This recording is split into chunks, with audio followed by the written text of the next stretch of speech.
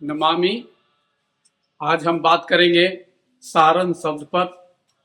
बिहार राज्य में गंगा के उत्तरी छोर पर बसा हुआ एक जिला है जिसे छपरा जिला कहते हैं।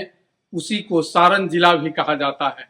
सारण क्यों कहते हैं, सारण शब्द कहाँ से आया, इसी पर आज हम बात करेंगे।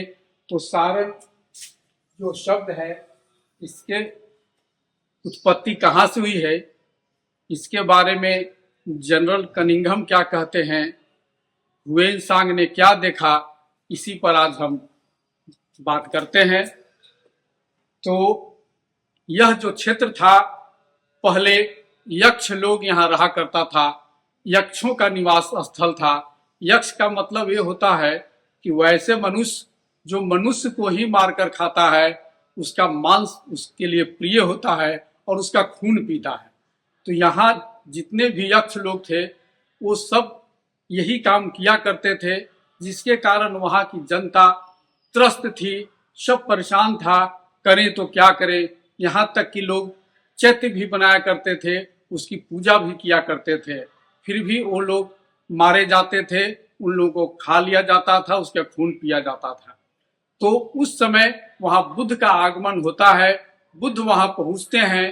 तो जब बुद्ध पहुँचते हैं तो यक्ष से उनकी वार्ता होती है, बातचीत होती है। तो यक्ष जब उनसे प्रभावित हो जाते हैं तो वह एक पत्थर ले आकर बुद्ध को लाकर देते हैं और कहते हैं कि यहाँ आप भगवान यहाँ बैठिए और हम लोगों को वैसा उपदेश दीजिए, वैसा धर्म सिखाइए जिससे मेरा मन हमारे नियंत्रण में हो और हमारे विचार भी हमारा ठीक हो।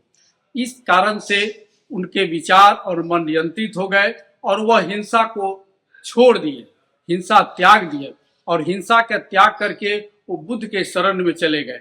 और जब बुद्ध के शरण में चले गए तो वहाँ के सारे लोग उससे मुक्त हो गए और खुशी चैन आनंद से रहने लगे। इसकी चर्चा जब हुएन भारत आते हैं, हुएन भारत आते हैं तो 629 से 645 जो ईस्वी सन है, उसी में वो हुएन यहाँ आते हैं। तो घूमते हुए उस जगह पे जाते हैं तो देखते हैं कि एक स्तूप वहाँ है और एक स्तूप जो है आधा गड़ा हुआ है। आधा गड़ा हुआ स्तूप है, मिट्टी में धंसा हुआ है और उसके ऊपर खुदा हुआ है कि किस तरह से यक्ष यहाँ हिंसा को त्यागे हैं और बुद्ध के शरण में गए हैं।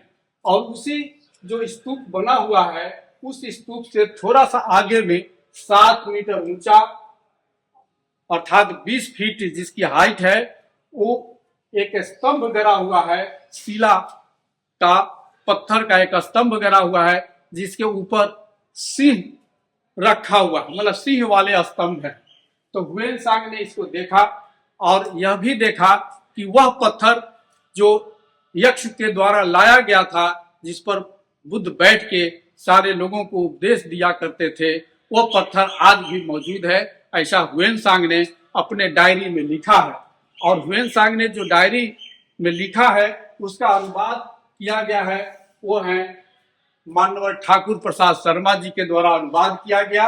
और जनरल कनिंघम ने जब इसका अध्ययन किया, इस क्षेत्र का दौरा किया, तो उन्होंने पाया कि हुएन ने जो शब्द का यूज किया है वो क्वाई किया है। क्वाई इस जगह के लिए कि यहाँ के यक्ष जो है बुद्ध के क्वाई में चले गए, बुद्ध के क्वाई में चले गए अर्थात उनके शरण में चले गए। क्वाई चीनी शब्द है और उसका हिंदी या यहाँ के पाली भाषा में इसका मतलब होता है शरण। तो इसी शरण से कनिंघम ने कहा कि इसी शरण से यह सारण बन गया है। साध साध साध।